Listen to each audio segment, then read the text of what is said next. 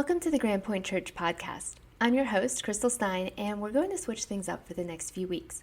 We have had members of the Grand Point family write devotions for a series on the book of Hebrews called Jesus is Better, and I thought it would be fun to share those with you. Summer's a busy time, and these episodes will be shorter and perfect for a quick dose of encouragement in the car or at the pool. If you want to follow along with the sermon series, you can find that on our website. I'll add the link in the show notes for you. Today's devotional focuses on Hebrews 2, specifically Hebrews 2:9, and was written by Doug Coldsmith.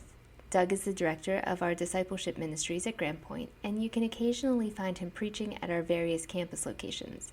If you've ever joined one of our Wednesday night Bible studies or one of our circles, Doug is the person behind all of that, and we're excited to share his devotion called Better Than Angels with you. In Hebrews 2, Jesus is compared to angels. Why angels? For us, it seems like a no-brainer. Of course Jesus is greater than angels. But to first-century Jewish Christians who were wrestling with returning to their roots, this wasn't so apparent.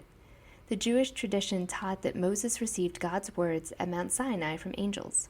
The author of Hebrews is proclaiming that Jesus is better than angels, and therefore the message we receive from Jesus is better than the message Moses received from angels. The warning in chapter 2 is to pay close attention to the message we heard, so that we do not drift away or experience judgment for ignoring this great message of salvation.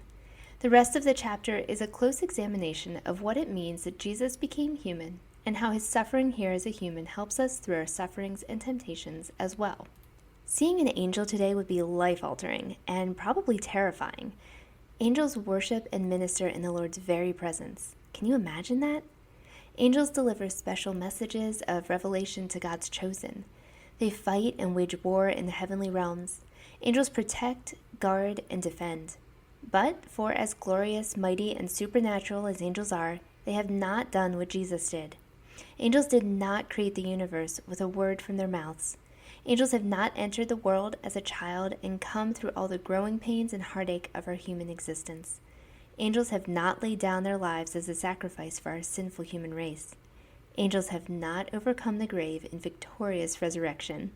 Only Jesus. Do we realize the greatness of what we believe? While other religions and belief systems have us working our tail off to somehow get to God, our God humbled himself and came to us, experienced our fragile humanity, walked not only in our shoes but in our skin, and died excruciatingly while in that skin. How should we respond? How can we respond with anything but worship, adoration, and an utter surrendering of everything we are to this week? As you join with your small group or journal, read Hebrews 2 again and make note of which verse or passage speaks to you the most and why.